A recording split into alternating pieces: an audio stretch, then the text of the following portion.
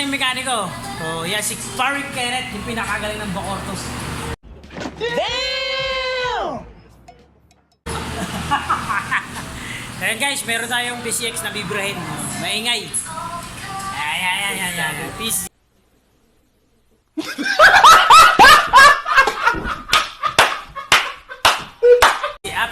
NMAX pala.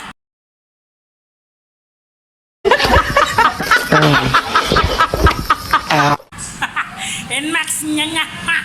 NMAX pala yun. So, maingay. Maingay yung mga gulong-gulong. NMAX. So, ayan. Medyo lilinisin natin yung mga kanyang mga alige.